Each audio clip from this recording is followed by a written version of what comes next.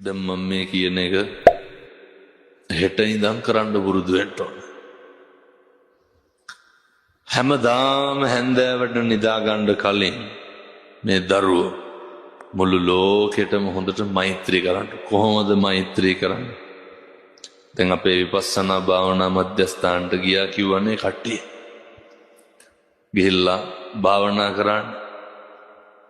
එතන ගිහිල්ලා වැඩ කටයුතු සිද්ධ කරන්න. එතකොට හැන්දෑවෙන් නිදා ගන්නකොට දරුවෝ පුරුදු වෙන්න ඕන මේ ලෝකේ සියලු සත්‍යෝ සුවපත් වේවා කියලා කියන්නේ. කවදා ඉඳන්ද දැන් ඕක කියන්නේ? අද රෑ නිදා ගන්න ගිහින් මොකද්ද මතක් වෙන්න ඕන? සියලු සත්වයෝ සුවපත් වේවා. අද ඉඳන් ඕක කරනවනේ.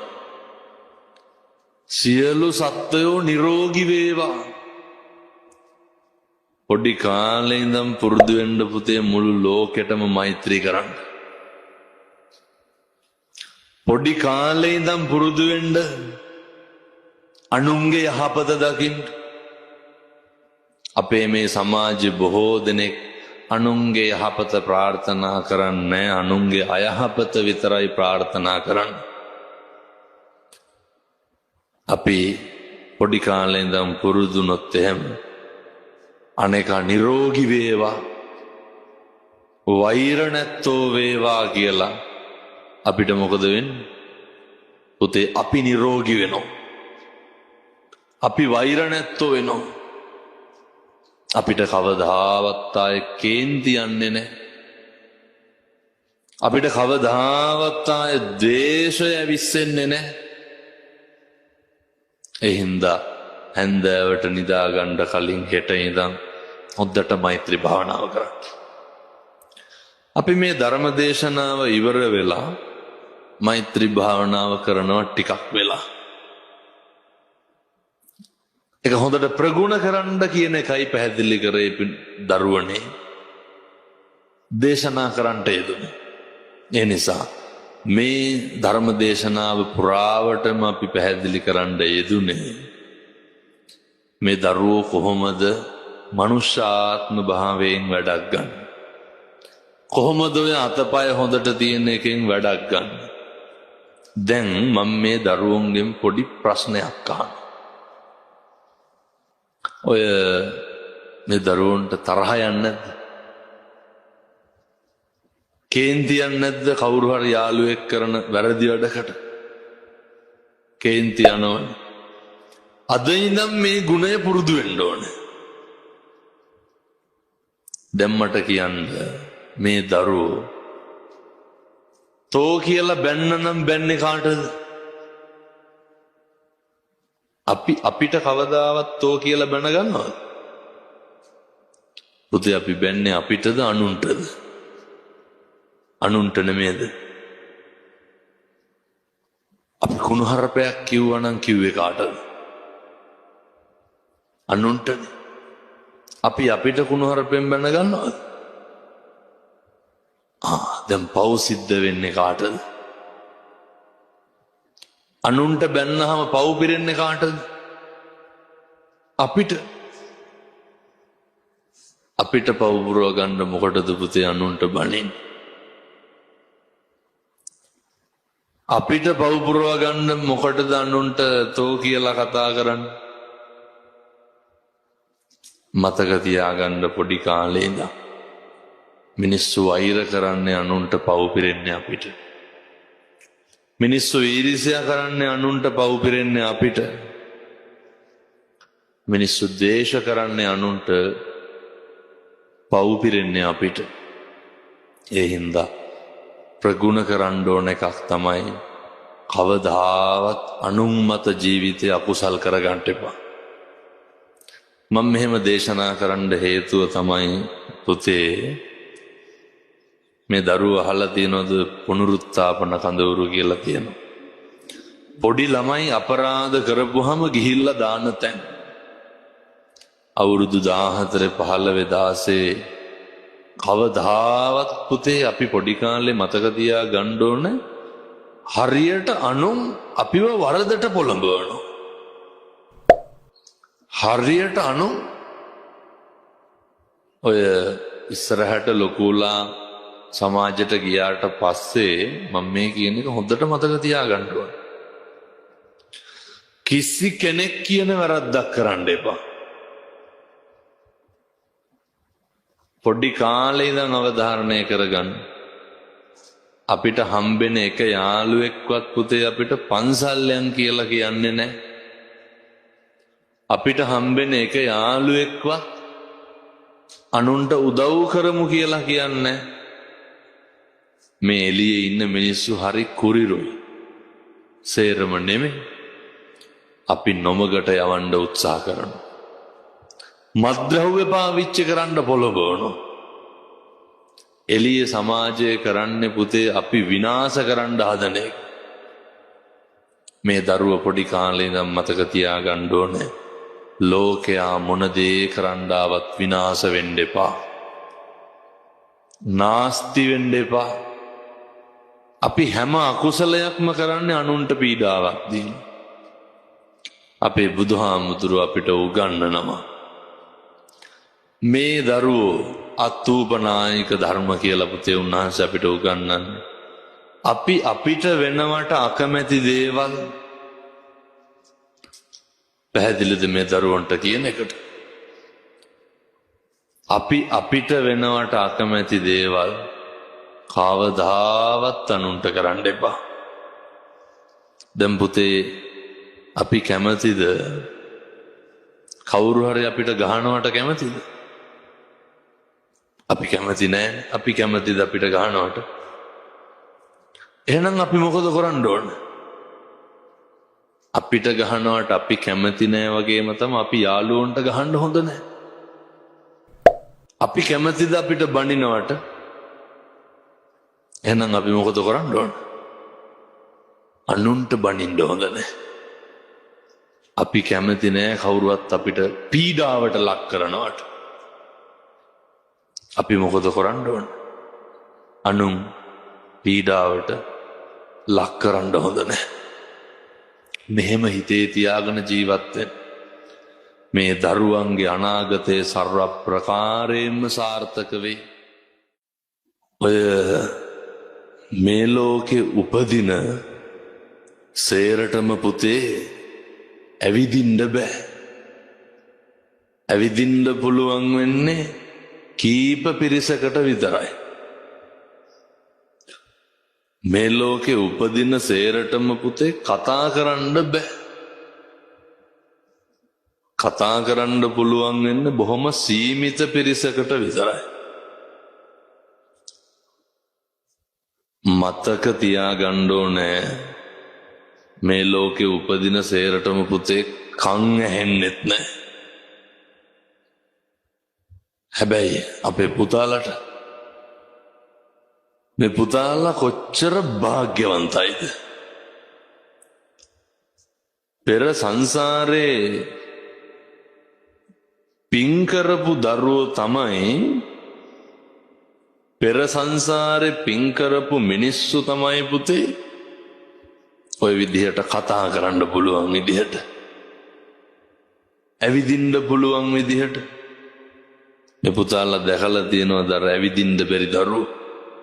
අර අබ්බගාත වෙලායින් අතපය කොර වෙලායින් ඒ කට්ටිය වඩාගෙන යන්න ඕනේ.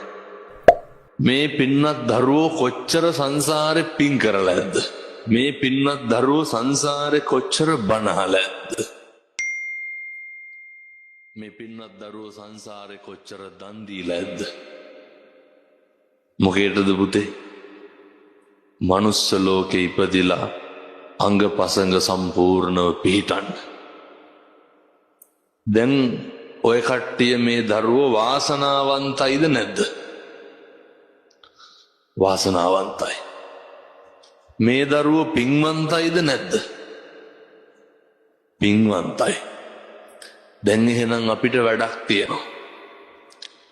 සංසාරේ පින් කරලා හම්බෙච්ච ඔය අතපයින් සංසාරේ පින් කරලා හම්බෙච්ච ඔය කණ්ඩ කතා කරන්න පුළුවන් එකෙන් අපි මොකද කරන්න ඕන? පුතේ වැඩක් ගන්න ඕනේ. කොහොමද දැන් වැඩක් ගන්න? මේ දරුවන්ට මතකද ලෞතුරා බුදුහාමුදුරුවන්ගේ පුරුද්දක් තිබ්බ පුතේ, උදේ පාන්දර නැගිටපු ගමන් බුදුහාමුදුරුව බලනවා මේ ලෝකෙ දිහා. මේ ලෝකේ දිහා බලනවා. බලලා උන්වහන්සේට පේනවා බලනකොට මම අද කාටද පිහිට වෙන්න ඕන කියලා. පැහැදිලිද මේ දරුවන්ට මං කියන්නේ? අපේ බුදුහාමුදුරුව උදේට නැගිටලා අවදි වෙලා මුළු ලෝකෙ දිහා බලනවා මහා කරුණාවෙන්. බලනකොට උන්වහන්සේට පේනවා කාටද පිහිට වෙන්න ඕන කියලා. දවසක් පුතේ බුදුහාමුදුරුව අවදි වෙලා බලනකොට උන්වහන්සේට පේනවා එක දරුවෙක් ඉන්නවා. එක දරුවෙක් ඉන්නවා අමු සොහනක. අර මිනි කනත්ත කියලා තියෙන අහලා තියෙනවා. මරුණාම ගිහින් දාන්න. එක දරුවෙක් ඉන්නවා මලමිනියක බැඳලා. කවුද? සෝපාක. සෝපාක මලමිනිය බැඳලා ඉන්නකොට සෝපාක අඬනවා. දැන් මේ දරුවෝ බය නැද්ද මලමිනිය වලට? බයයි. මේ පුංචි සෝපාකට අවුරුදු 7යි. සෝපාක මිනිය දිහා බලාගෙන අඬ අඬ ඉන්නවා. සෝපාකට දඬුවම් දීලා කවුද? දෙමව්පියෝ. සෝපාක හරි අසරණ වෙලා හිටියේ. බුදුහාමුදුරුවන්ට සෝපාක විඳින දුක පේනවා. පාන්දර සීතලේ ගැහි ගැහි අමු සොහනක හිටපු සෝපාකට කවුද පිහිට වෙන්නේ? බුදුහාමුදුරුවෝ. බුදුහාමුදුරුවෝ ඇවිල්ලා සෝපාක පොඩි හාමුදුරුවන්ව සෝපාක පුංචි පුතා මුදව ගන්නවා. පුතේ බුදුහාමුදුරුවෝ පන්සලට අරගෙන ගිහිල්ලා සෝපාකට මොකද කරන්නේ? මහාන කරනවා. මහාන කරලා විතරක් නවතිනවද? සංසාරේ කරපු පින පළ දෙනවා. දැන් බලන්නකො පුතේ, අමු සොහනකනේ බැඳලා හිටියේනේ. හැබැයි සෝපාකගේ අතපය හතර හොඳට වැඩ කරන්නේ. ඒකෙන් සෝපාක මොකද කරුවේ? වැඩක් ගත්තා. දැන් අපේ මේ දරුවෝ මොකද්ද කරන්න ඕනේ? අපේ අත් දෙක හොඳට වැඩ, කට හොඳට වැඩ, කන් දෙක ඇහෙනවා, ඇවිදින්න පුළුවන්.